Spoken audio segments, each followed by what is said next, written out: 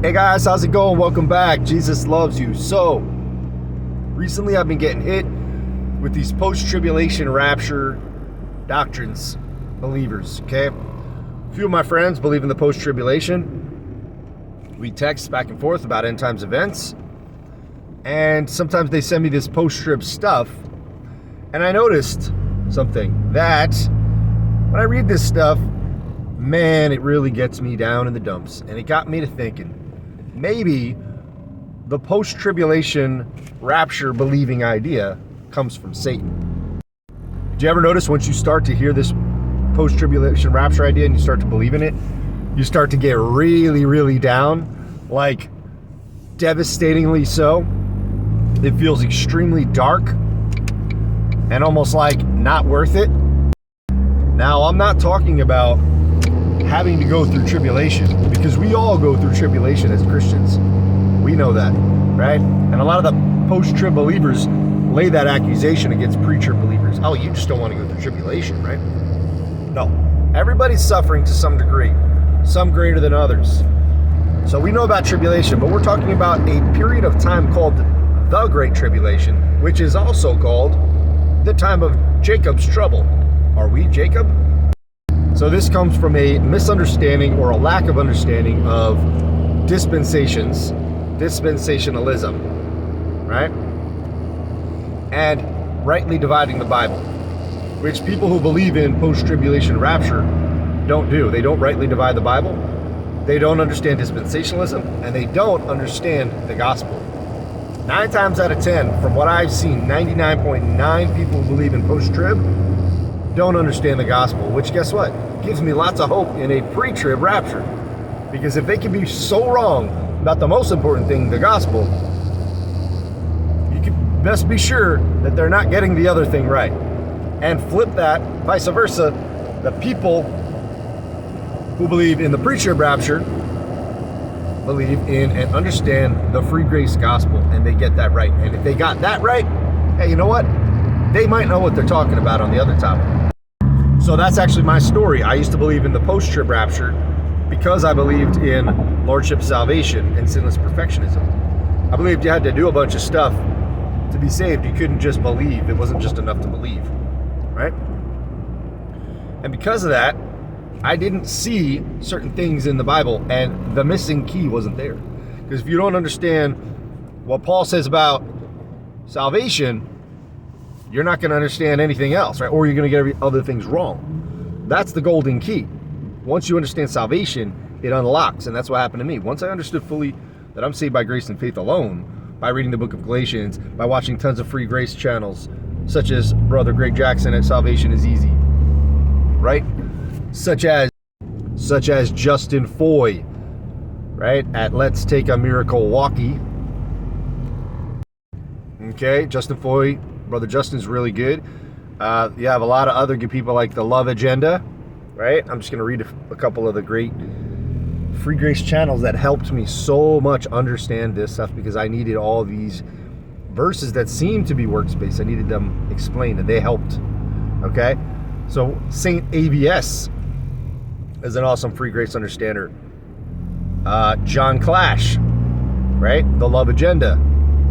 Verity Baptist Manila, which is a Baptist, right? Because the Baptists understand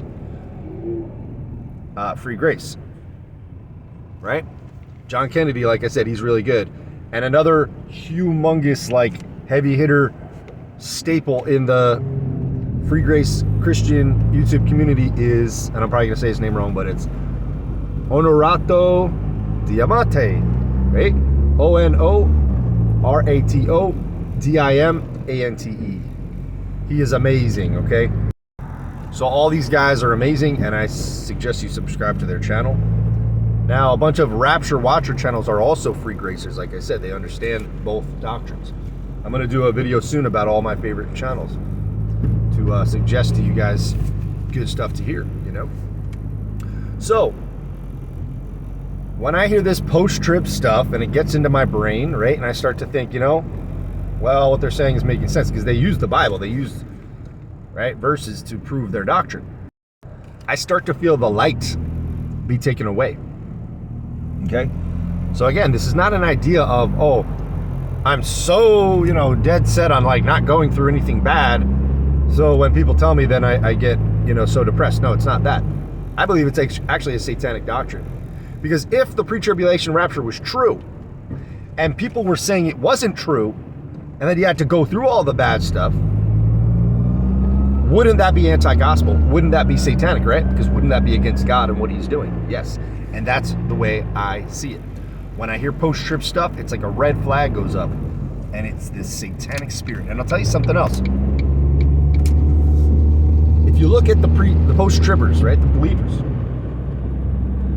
9 times out of 10, right, the majority of the time, they are angry. And that spirit comes from Satan, right? They're always angry. They always want to rain on your parade because you believe in pre-trib. No, you're going to have to go through it. And of course, they never talk about themselves, right? Well, you have to be prepared. And if you believe in pre-trib, you're not going to be prepared. What are you talking about? How am I supposed to be prepared? What am I not doing that you're hopefully doing, right? Which 9 times out of 10, they're not doing it, right? But they're going to bark at you about it. Do I need to create a bunker? Do I need to buy a bunch of food from Alex Jones or some other person? Right? Somebody else who makes money off of these supplies. Now, if you want to go do that, great, awesome. Right? I have stuff myself. But is that what you mean by prepare for the tribulation? What they don't understand is you're not going to be able to prepare for the 7 worst years in human history. How is that even possible, right? And as far as like getting ready to be martyred, Jesus says he'll give you the words when the time is right. The Spirit will. It won't be you. And I've heard post-tribbers say, you're just an escapist, and I'm ready for the tribulation, and I'm ready to be martyred. And I'm like, man, if you only knew, if you're sitting there boasting about how ready you are, you're probably the one who ain't ready. You're the one who's going to run, right? Doesn't that sound familiar? Like when Peter said, not me, Lord. And he was the one, right? Because we don't understand how weak we are. When we boast in our pride, right? It's not that. God is going to give us the strength. So these post-tribbers, they're always manifesting a really angry and hateful spirit. And I know that when I was a post-tribber, I was the same way. I used to rail on my pre-trib friends. Oh, you're going to be deceived by the Antichrist, right? First of all, how do you know that? How do you know who's going to be deceived or not? Okay? So I see this as connected to our free grace salvation doctrine. So the doctrine of our salvation is connected to the pre-trib rapture. They're connected. Right? Like I said, I didn't believe in free grace, but once I did, it was a key that unlocked, and all of a sudden I started understanding dispensationalism. And I started seeing it in the Bible. And lo and behold, what do you know? I started believing and seeing the pre-tribulation rapture, which I thought was never possible, guys. I thought that was complete nonsense made up by, John Nelson Darby, like everybody says, in the 1800s, nobody ever believed it. All the post-trib stuff that people say now that I hear, that I feel is satanic, I used to say the same thing. But man, that gospel, boy, didn't that open my mind to things. And I eventually saw the pre-trib rapture, which I didn't see before. Why? Because as Paul says, behold, it's a mystery. It's hidden in there. You have to rightly divide. You have to understand certain things, or else you will not see it. Hence why the post-tribbers just rail, like, it's not in the Bible, right? So, I believe that it is a satanic spirit.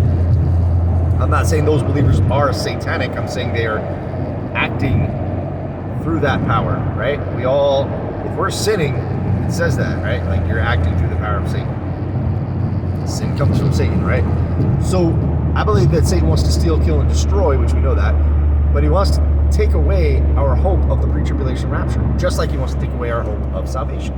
So the same way I would feel if I started to doubt my salvation, that like deep despair of what's about to happen, I feel similar to that when I hear the post-trib stuff and I start to like give in to like maybe believing in that. That's another reason why it tells me it's connected, right? Pre-tribulation rapture only makes sense if it's free grace, right?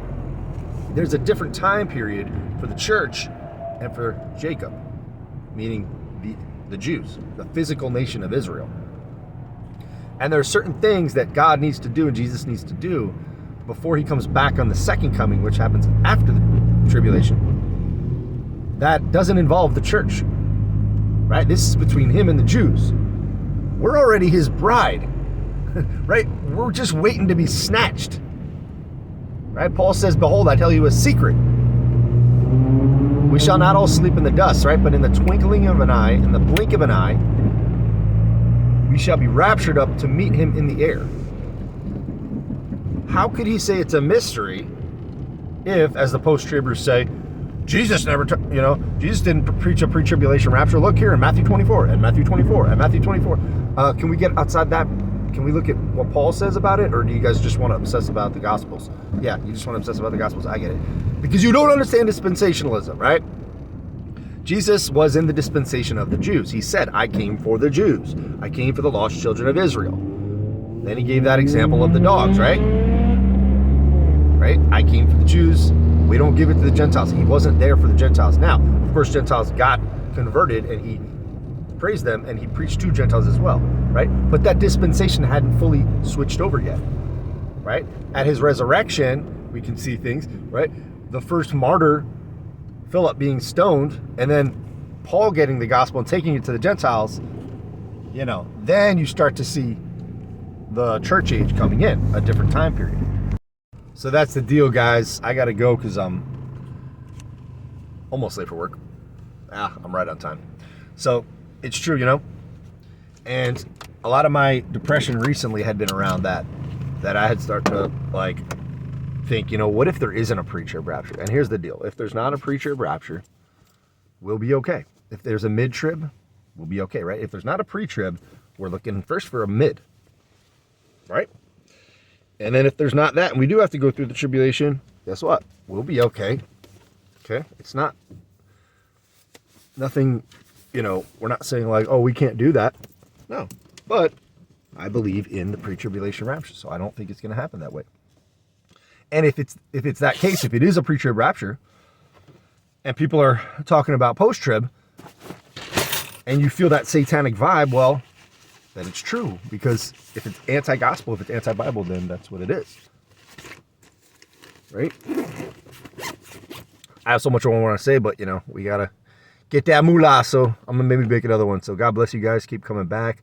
I love you. Jesus loves you, and he's after you. Peace.